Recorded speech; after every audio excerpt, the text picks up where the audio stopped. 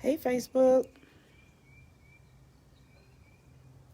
Hey, Facebook. Chilling on my porch, meditating, thinking. Let me get some people in the room.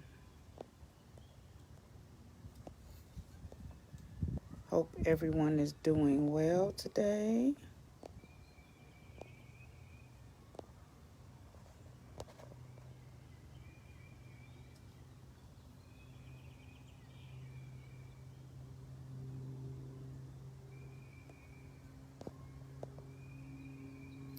Doing well. Tagging a few more folks.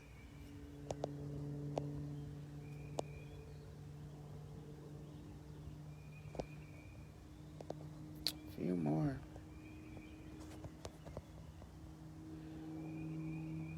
All right.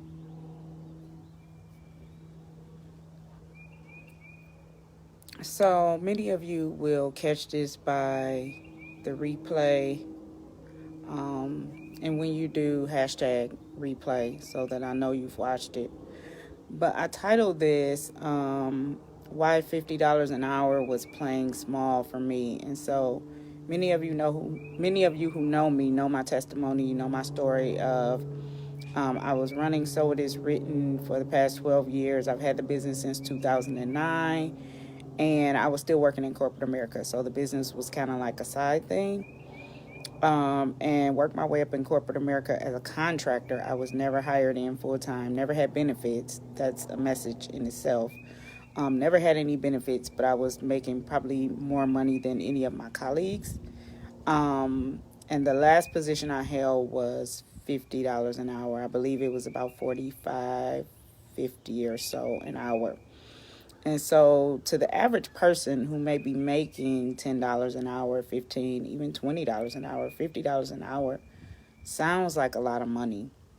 But today, y'all, like I just had a mindset shift and it just kind of blew me away. Hey, Shamika Dean. It blew me away. Like I literally have went from making $50 an hour to figuring out how I can now pay others $50 an hour. And that was a huge shift for me because here's what I know. I don't want to keep playing small when I'm on Facebook and social media and my email list and at church and even in my prayer time, just asking God to open big doors and bigger doors.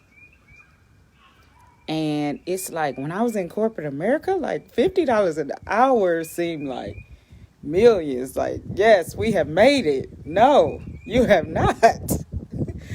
And it was playing small for me. And this is no knock on anyone who's making $50 an hour or anything less. Hey Natasha, hey Lanice. Y'all, it's just so time to stop playing small. Like if nothing else, we all have gifts. We all have things that God planted inside of us. There's greatness inside each and every one of us. I love one of my clients, DeAndre Riley. The name of his book is called Greatness Unleashed. And basically, the gist of the book is like, listen, we all have a seed of greatness, but you have a decision of how much you cultivate that seed, how much you water that seed, how much that seed grows. Does that seed just become a flower or does it become a tree? Like, are you looking for God to just bless you with like a rose or like a little rose bush or like a full tree that can cover your whole yard? And so I just know that God has so much more in store for me. Again, coming off of this business retreat this week, it's like I want to pay people and I want to pay people well. Like if I was making $50 an hour, I'm the type of person that's like, yeah, I want to be able to pay people anywhere from $30 to $50 an hour. If they deliver in excellence and give me what I need, like I don't want to be the person paying people $8 an hour. I don't want to be that CEO. But it's a mindset shift to go from, yeah, I was making $50 an hour and I thought that was great in corporate America to now I'm like, okay, God, looking at current projects, current projected plans, current customers, how much can I pay the people who are working for me on my team? So I just wanted to come on really quickly and drop that nugget because that was huge for me. That was huge for me. When I was in corporate America, people would say, it doesn't matter that you don't have any work. It doesn't matter that you're bored and you don't like it. Like, be grateful. You make $50 an hour. And I was grateful at the time. But God has so much more, and it's bigger than we will probably ever know, than we will probably ever see. He only gives us pieces at a time, because otherwise we would probably be overwhelmed. Like, we would so probably be overwhelmed. But shifting from, oh, let me work my way up the corporate ladder and make $50 to $75 an hour, to, no, let me be the CEO of my own company and figure out how I can pay others $50 an hour so that they can live a great life. Like, that's a big mindset shift. And it takes a bold person to say, like, that wasn't enough. I'm worth way more than $50 an hour. So I don't do anything now that's hourly. So it doesn't even, even when I was doing hourly consultations, they were like $200 an hour, but I don't even do that anymore.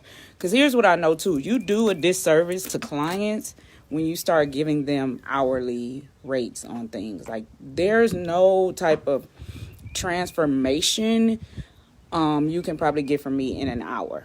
And so a lot of people will say, oh, well, I only need to talk to you for an hour about my book. And it's like, no, you probably need to be in one of my programs, because you're not going to write your book based on what I tell you in an hour. You're just not. So many of you know I'm making the move. I'm making the shift. I said this was the year that I was not going to be editing behind a computer anymore. I've got to hire a team. And I want to be able to pay my editors well. I'm talking about well, like really well. Really well. When I started editing, I came into the game making $20, $25 an hour. I just want to be able to pay people well. I believe that's how I build legacy. That's how I build the kingdom.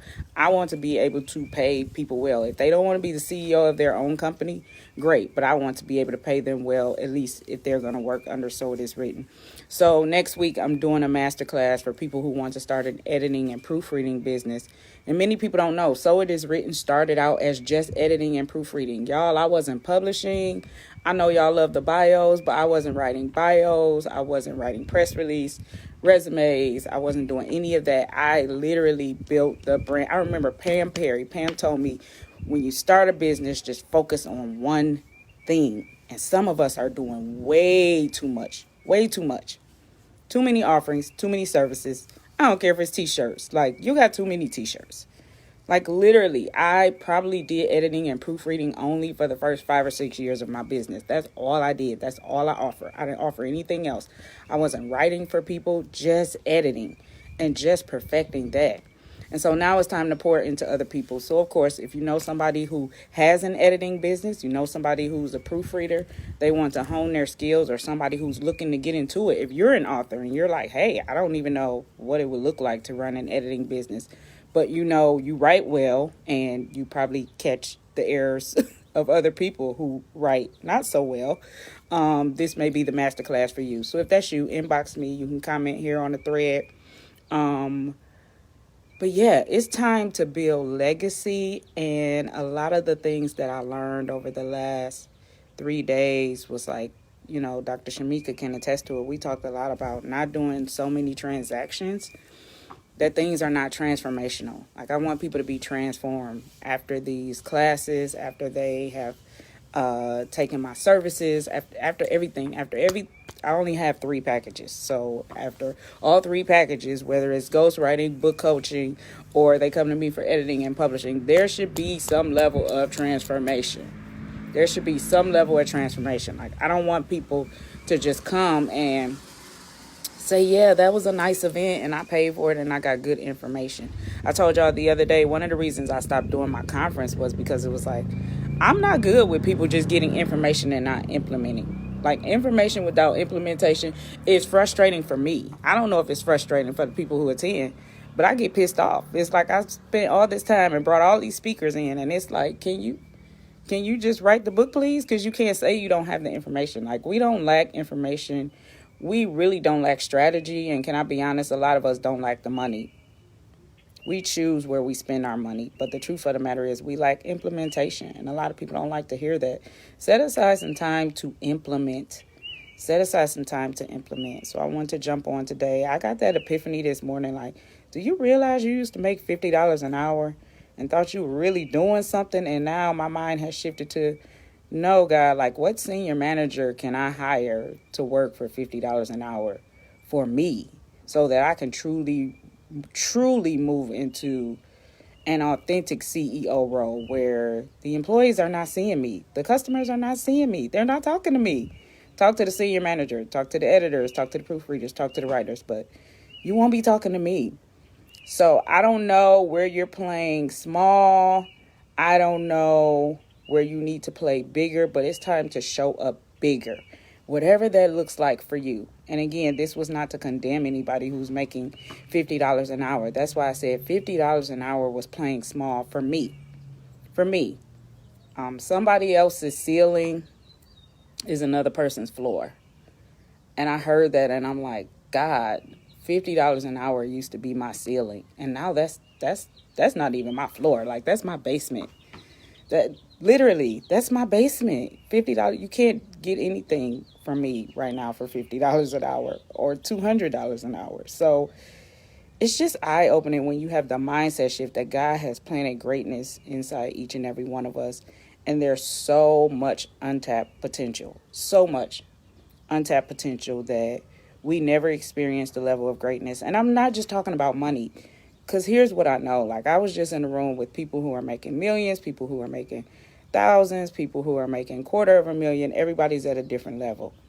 But at the end of the day, like, there was still, like, insecurity. There was still fear in the room. There was still doubt in the room. The money is not the problem. The mindset is the problem.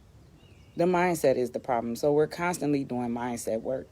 So wherever you are today, I would just cause you to level up. Just level up one level. Just take one step up. One step up. Maybe you charge, I don't know, $100 an hour. Charge $200 and just see what happens. What's the worst that can happen?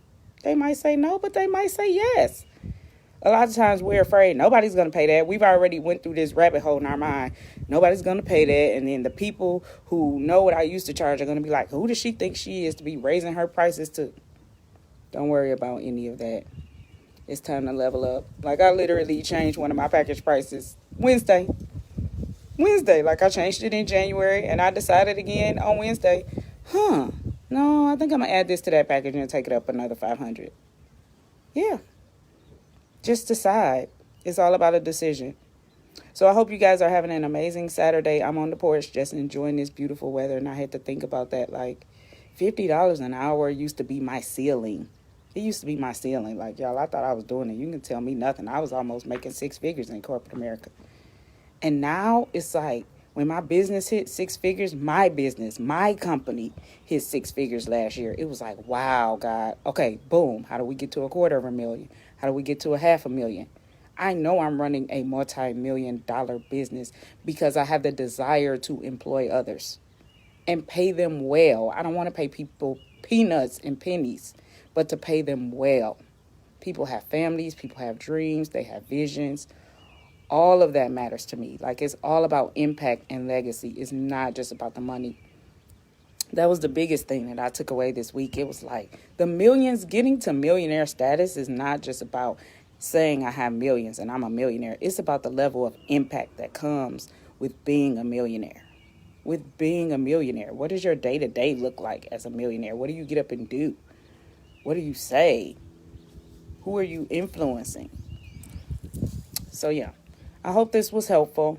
Wherever you are, you know where you're playing small. The Lord will tell you it's time to level up. I know I have a nonprofit that I need to start that I haven't started yet. I haven't moved on it. I started asking people to be on the board, and then I got silent about it. So, yep, guess we'll be starting a nonprofit this year. Yeah, because I know it's time to stop. It's just time to stop playing small. So I hope this word blessed y'all. I will be on periodically on live more, so that you all can hear my heart and hear my voice and see my face. So have an amazing Saturday. I will talk to y'all soon.